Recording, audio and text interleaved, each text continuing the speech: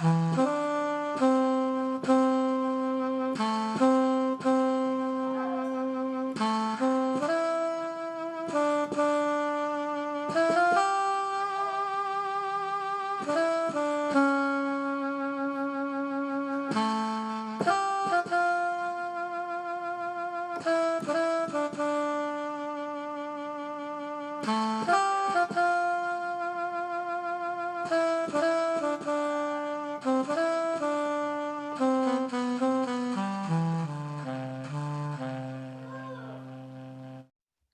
Swastiastu, Namo Buddhayo, Witik Tongtien, Rahayu, Assalamualaikum warahmatullahi wabarakatuh.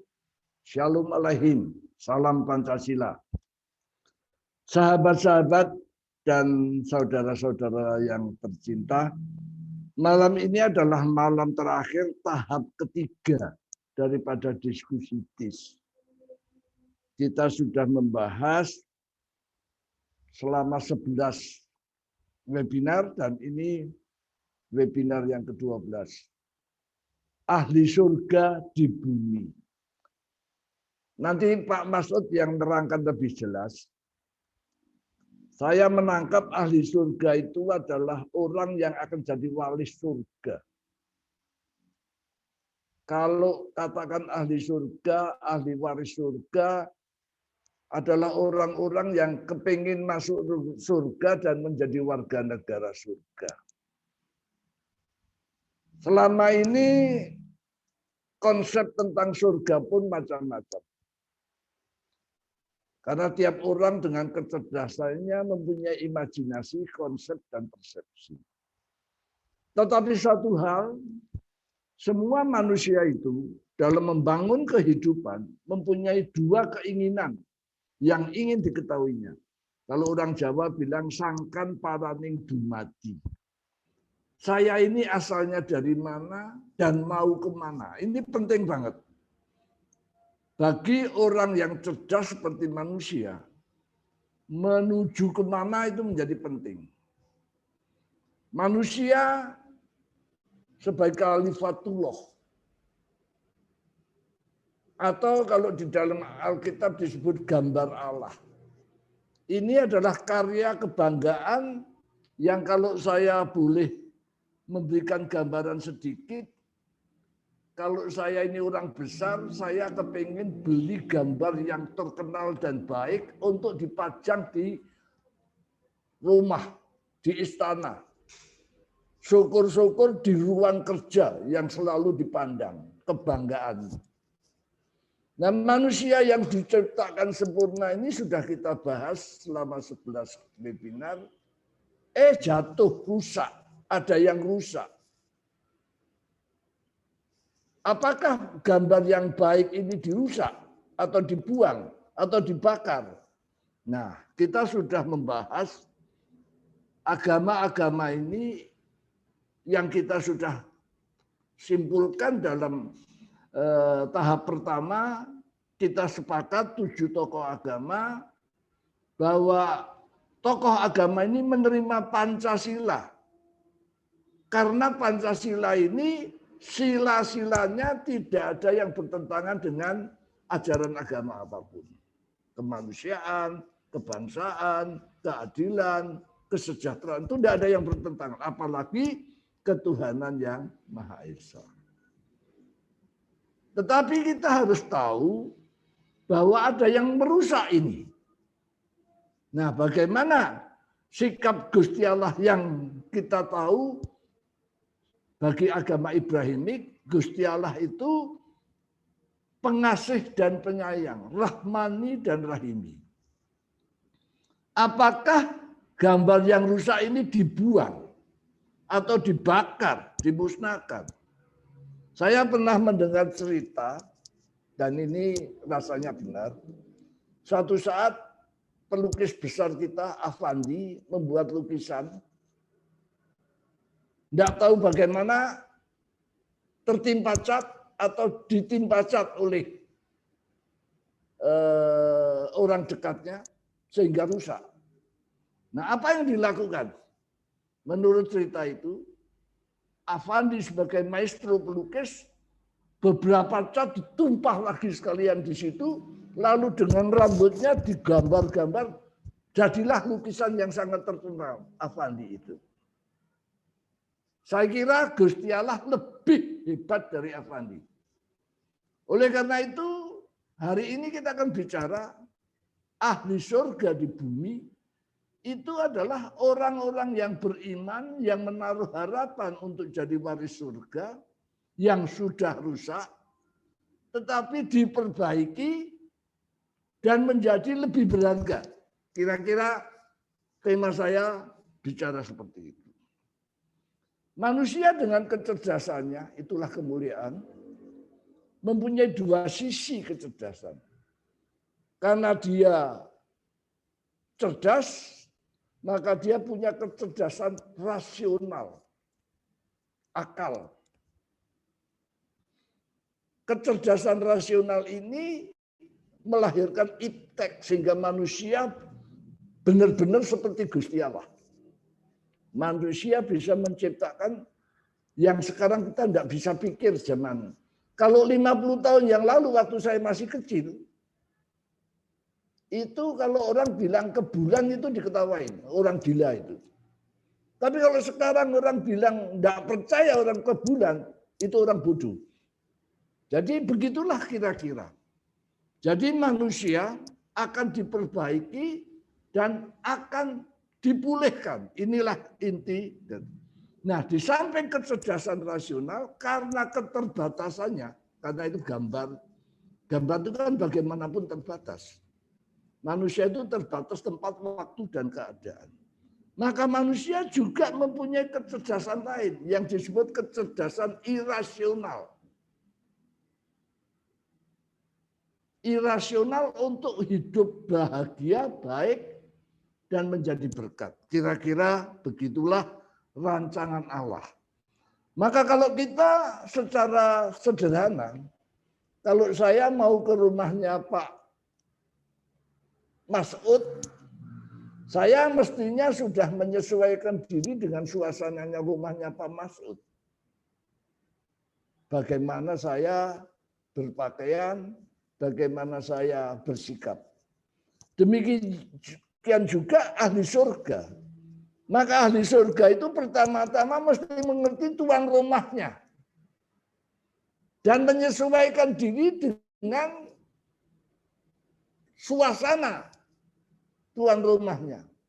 Kita tidak boleh membawa kebiasaan kita yang mungkin tidak sesuai dengan tuan rumah yang di surga itu. Nah, sahabat-sahabat dan saudara yang kekasih, kita sudah mengerti bahwa Allah itu adalah pengasih dan penyayang. Manusia diciptakan seperti Allah Khalifatullah. Diberi kebebasan, kuasa, dan hak untuk memerintah dan berkuasa di bumi. Nah, ketika manusia sudah jatuh, sesuai dengan kita gambarkan tadi, Allah ingin memulihkan manusia. Inilah prosesnya. Tetapi racun atau penyebab kerusakan manusia itu tertanam di dalam tubuh kita. Kalau kita sudah membahas dalam webinar kemarin, itulah egoisme. Itulah bisa ular yang telah mematuk pikiran Adam dan Hawa leluhur kita itu. Ternyata egoisme itu luar biasa. Sesuatu yang baik, karena egoisme bisa tidak baik. Saya pernah berbincang dengan Pak Naim, sayang hari ini dia tidak bisa hadir dari kebatinan, tentang Hono Coroko. Kenapa manusia ribut? Kenapa saya ribut dengan Pak Mas'ud misalnya? Karena saya ada dan Pak Mas'ud ada. Kalau saya tidak ada atau Pak Mas'ud tidak ada, saya tidak akan ribut dengan Pak Mas'ud. Hono. Hono itu karena aku ada. Dan kebetulan hono aku ada. Itu kalau dalam bahasa Ibraninya itu Hayah. Ternyata itu namanya Gusti Allah. Jadi ternyata kebenaran yang kita pahami, kebenaran Tuhan itu satu, memang benar-benar satu. Nah, dapatkah kita yang sudah rusak ini menikmati suasana surga di bumi? Kita sudah membahas kemarin bahwa kontroversi atau pertempuran ini yang menimbulkan kerusakan, kejahatan, dan sebagainya ini adalah pertempuran antara anak Allah yang dipilih Allah untuk memimpin penciptaan bumi dengan iblis yang iri, kira-kira begitu. Maka dua pihak yang berkontroversi itu pasti punya strategi untuk saling serang. Kalau kita bahas yang kemarin, maka keberhasilan iblis atau setan musuh. Iblis itu musuh, iblis itu penuduh, setan itu musuh. Maka dia menanamkan ketidakpercayaan kepada Allah yang Maha Pengasih itu. Dengan menimbulkan rasa ingin. Ketika Adam dan Hawa di Taman Eden, perintahnya cuma satu. Semua boleh dimakan, yang tidak boleh dimakan, yang tidak boleh dilanggar, kalau saya membacanya begitu, adalah melanggar batas pengetahuan baik dan jahat. Yang harus diikuti dengan kejujuran. Nah, karena ada pelanggaran itu, terjadilah kontroversi. Kira-kira itu yang kita bahas. Masalahnya sekarang, kenapa manusia kok tambah jahat, tiap hari kita tambah beritanya itu tidak baik.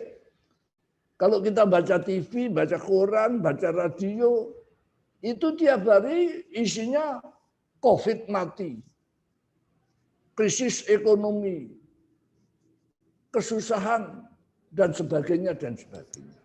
Apa tidak ada berita baik? Saya berpendapat, berita itu baik atau tidak itu tergantung persepsi kita. Rasa bahagia, rasa tentrem, rasa cukup itu relatif kalau menurut filsafat. Nah, inilah yang kita mau bahas. Bisakah umat beragama yang dipimpin dan diilhami oleh Allah yang sama dengan kebenaran yang sama bisa kembali merasakan suasana surga itu? Ada satu bagi saya orang Kristen hal yang menyenangkan. Saya pegang betul janji itu. Gusti Allah janji. Dia tidak akan bertindak sebelum memberitahu kepada manusia lewat nabinya. Amos 3 ayat 7. Artinya sekarang kita ini bicara tentang ahli waris atau ahli surga, itu kita bicara tentang kiamat.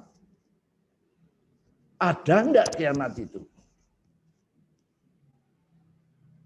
Ini pun menjadi banyak perbincangan.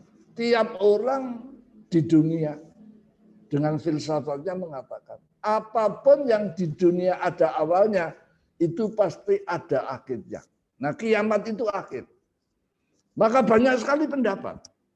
Ahli ekonomi Malthus misalnya, dia mengatakan ancaman bagi kiamat dunia ini adalah pertambahan penduduk, peledakan penduduk, sehingga kelaparan. Maka ahli-ahli dunia menyelesaikan dengan membenarkan peperangan. Maka peperangan itu wajar, kata Malthus. Bahkan belakangan ini, selama COVID, kita juga mendengar isu itu. Ini juga perang. Perang biologi di mana orang-orang yang akan berkuasa di dunia ini sedang menyiapkan penyusutan penduduk dunia.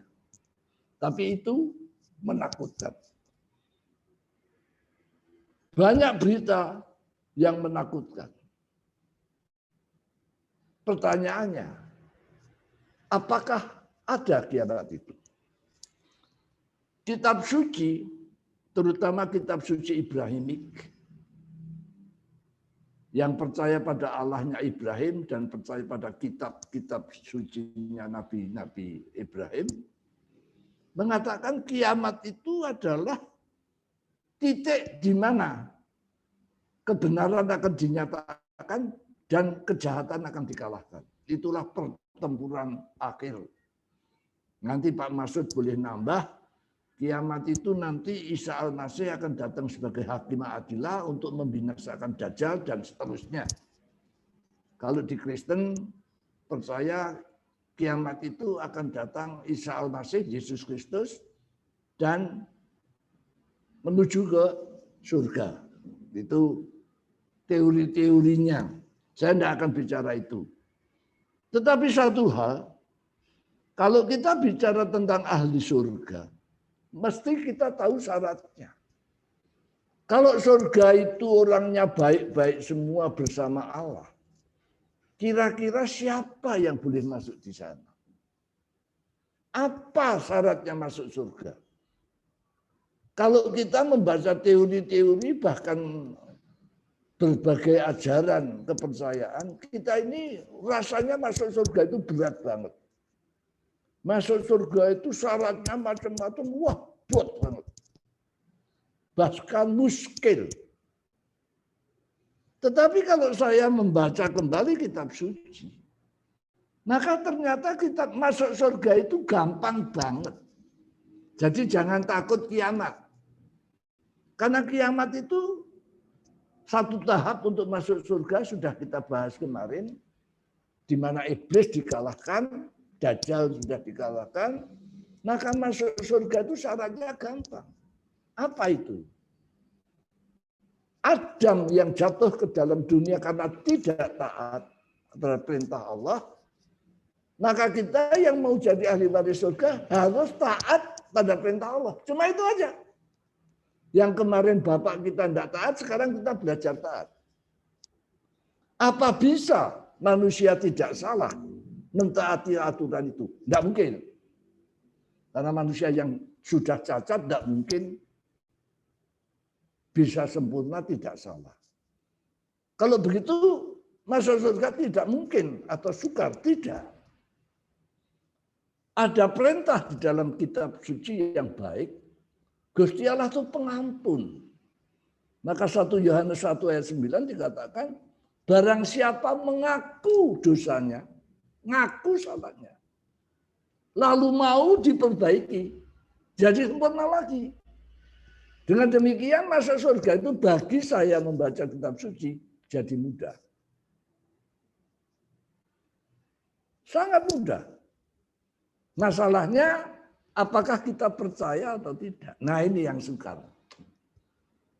Manusia yang cerdas dengan keinginannya menghadapi satu masalah untuk bisa percaya. Kalau secara rasional, percaya itu harus dibuktikan dengan scientific, laboratorium. Tapi kalau secara irasional, kepercayaan itu harus dibangun melalui laku kalau orang Jawa. Pengalaman. Merasakan cintanya Tuhan, merasakan kesetiaannya Tuhan, sehingga kita bisa percaya dan bisa taat. Saya gambarkan, percaya, cinta, kesetiaan, itu adalah satu hubungan antara manusia dengan manusia atau manusia dengan sesuatu, di mana ada pengalaman, pengetahuan, sehingga kita memang meyakini itu percaya. Di akhir zaman, seperti zaman kita sekarang ini, kebenaran-kebenaran ini akan dibuka. Selama ini agama-agama, ya karena dulu, kalau zaman dulu, nenek moyang kita, itu salah paham karena bahasa.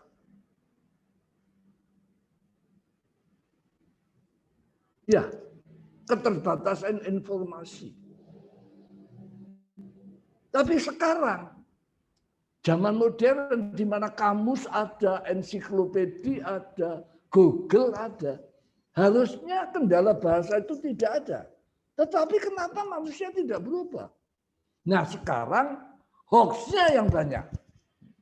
Kalau dulu kekurangan informasi, sekarang ini kebanyakan informasi dan kebanyakan hoax. Itu yang membuat kita tidak percaya. Sama tetangga aja tidak percaya.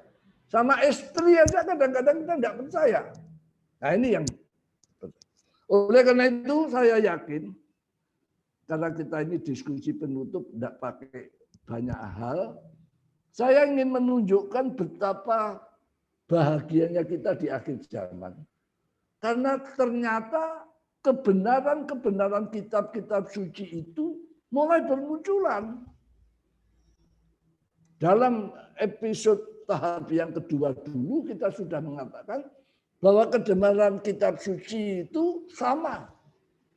Apa perintahnya kebenaran? Hablum minallah, kasihlah Allahmu segenap hati, jiwa, akal budi dan kekuatan.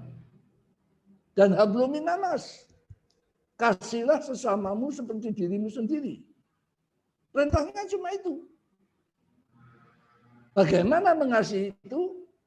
Kembali kepada fitrah kejujuran. Allah menciptakan manusia itu jujur, tapi manusia karena egoismenya jadi berdusta. Ada satu perbincangan yang selama ini kita jarang sekali berani masuk dan belum berani masuk. Hari ini pun saya tidak akan masuk. Itu adalah pertanyaan tentang apa yang sangat menjadi pertengkaran bahkan agama Ibrahimik. Kalau agama Ibrahimik dengan Allahnya Allah Ibrahim, Ishak dan Yakub sudah sepakat. Di dalam Taurat dikatakan dalam Keluaran 3:14-15 Allah Ibrahim, Ishak dan Yakub. Di dalam Injil Kisah 3:13 Allah Ibrahim, Ishak dan Yakub. Di dalam Ali Imran pasal ayat 84 kami beriman pada Allahnya Ibrahim, Ishak dan Yakub. Sama.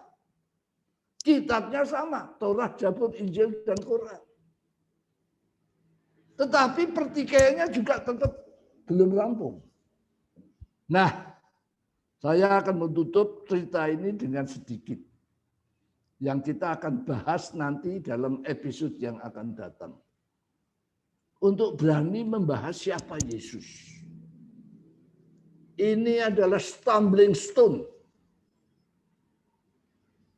yang sangat sukar ditembus. Perbedaan pendapat yang menimbulkan kesusahan. Padahal kalau kita mau kembali ke kitab suci, kita bebaskan diri dari konsepsi dan persepsi kita. Kita akan melihat itu. Saya pernah berbincang-bincang dengan Mas Nasaruddin, Mas Ud tahu. Maka Pak Nasaruddin itu mengatakan Yesus itu adalah hamba Allah. Fainahu al-Masihu Isa ibnu Maryam. Tidak tahu tuh Pak Masud benar enggak. Rohullah wal kalimatuhu wal jihan fil dunia wal akhirat wa minal muqarrabin. Yang sangat karib dengan Allah. Jelas dari ayat itu kalau dia karib dengan Allah, dia bukan Allah. Gampangnya kan gitu. Berani enggak kita ngomong itu dengan terbuka sekarang. Tapi bagi orang Kristen, Yesus itu Allah, Tuhan. Nah ini yang harus kita berani ngomong. Saya mendapat video kemarin, bahkan bukan dari teman Islam. Saya mendapat video seorang tokoh Buddha yang membuat ceramah yang mengherankan. Dia mengakui bertemu dengan Yesus. Dan dia mengatakan dia melihat Yesus itu sosok yang mulia, yang bercahaya. Dan Yesus berkata kepada dia,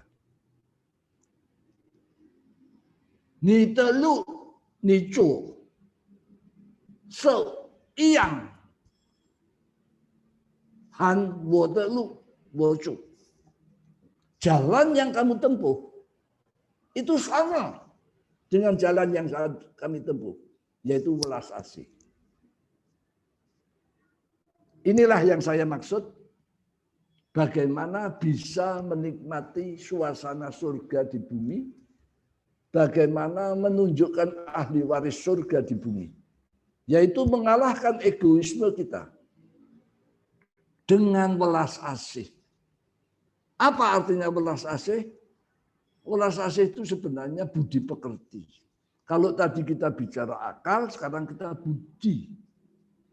Budi pekerti itu nilainya adalah jujur, fitrah Allah, adil, setia, dan rendah hati. Tidak egois. Kira-kira inilah harapan kami untuk menutup webinar ini. Kita akan diskusi.